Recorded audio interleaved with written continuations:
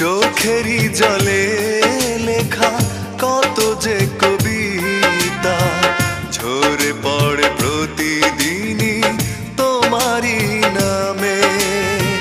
চোখেরই জলে লেখা কত যে কবিতা ঝরে পড়ে প্রতিদিনই তোমারই নামে।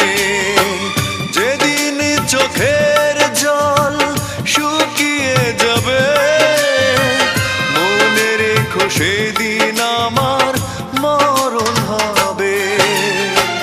চোখেরই জলে লেখা কত যে কবিতা ঝরে পড়ে প্রতিদিন